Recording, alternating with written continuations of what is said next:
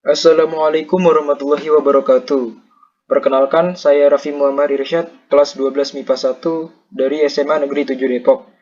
Di sini saya akan menjelaskan tentang Reformasi 1998 yang telah saya tonton dari sumber video film dokumenter tragedi Jakarta 1998 Gerakan Mahasiswa Indonesia.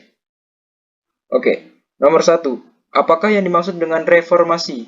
Reformasi adalah suatu perubahan yang terjadi secara drastis, di mana tujuannya adalah untuk perbaikan di bidang sosial, politik, agama, dan ekonomi dalam suatu masyarakat atau negara. Nomor 2. Apa latar belakang reformasi? Latar belakang lahirnya reformasi ini ditandai dengan krisis ekonomi dan politik pada akhir kekuasaan Orde Baru yang terjadi karena maraknya praktik korupsi, kolusi, dan nepotisme atau sering kita kenal dengan KKN, dan banyaknya beban utang negara yang tidak sanggup dibayar.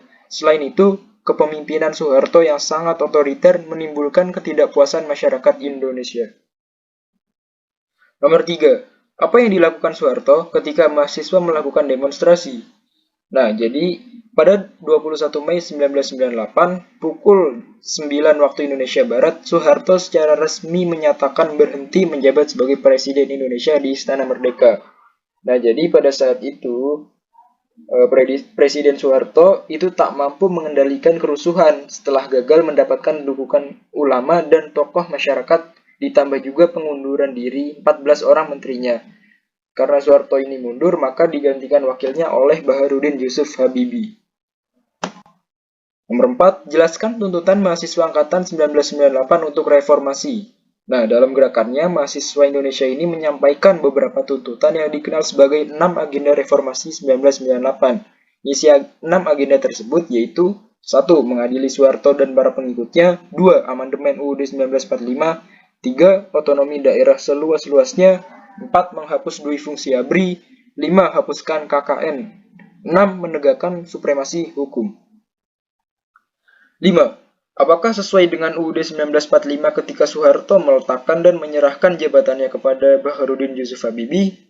Ya, perbuatan tersebut sesuai dengan pasal 8 UUD 1945 yang berbunyi, Presiden dan Wakil Presiden memegang jabatannya selama masa 5 tahun dan sesudahnya dapat dipilih kembali. Jika Presiden mangkat, berhenti atau tidak dapat melakukan kewajibannya dalam masa jabatannya, ia diganti oleh Wakil Presiden sampai habis waktunya. 6.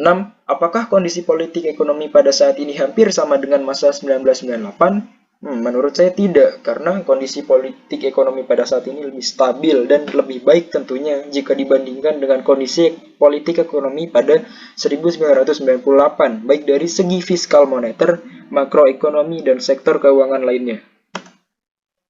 7. Apa yang akan kamu lakukan sebagai pemuda yang menjadi agen perubahan ketika kondisi politik ekonomi yang tidak sehat atau tidak baik seperti terjadi pada tahun 1998?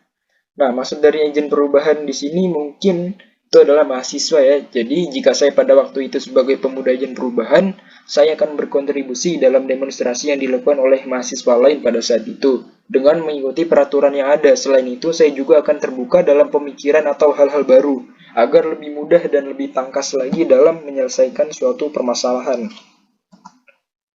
8. Apakah realisasi reformasi saat ini sudah sesuai tuntutan mahasiswa? Jadi untuk soal kali ini memang agak panjang penjelasannya, jadi akan saya tetap coba jelaskan.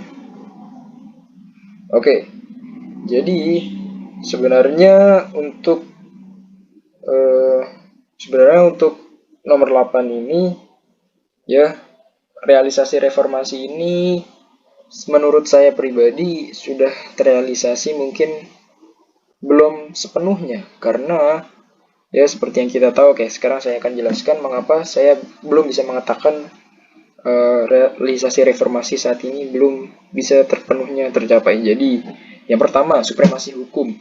Nah, hukum itu kan lebih berpihak pada orang yang berkuasa, ya kan? Kemudian yang kedua, pemberantasan KKN. Nah, sekarang KKN ini justru makin banyak. Kalau Megawati mengatakan KKN di pusat, sekarang berpindah ke daerah. Makanya sekarang banyak orang yang mau mencalonkan diri di pilkada ya, terlibat KKN. Jadi KKN sekarang itu pemainnya saja yang berubah, tidak ada bedanya gitu kan. Nah, kemudian yang ketiga, adili Soeharto dan kroninya itu ya memang sudah dilakukan, tapi menurut saya itu juga hanya separuh jalan. Ya, Bob Hasan, seorang menteri perdagangan waktu itu, diadili dan dipenjara di Nusa Kambangan. Kemudian Tommy Soeharto, itu lebih bersifat ke pembunuhan. Ya, ia membunuh Hakim Agung Syaifuddin Kartasmista yang memvonis dirinya bersalah.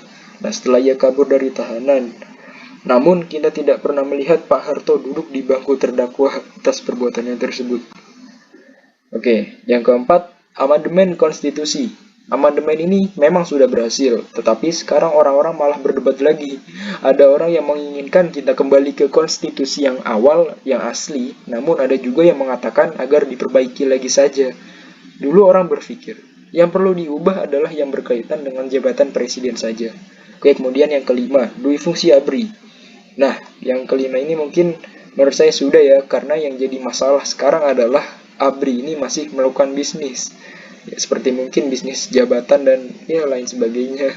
Namun dilihat negara belum punya kemampuan untuk memberikan kesejahteraan pada militer. Kita juga ada melihat usaha-usaha tertentu di kalangan militer untuk kembali membangkitkan dui fungsi, misalnya dengan organisasi teritorial.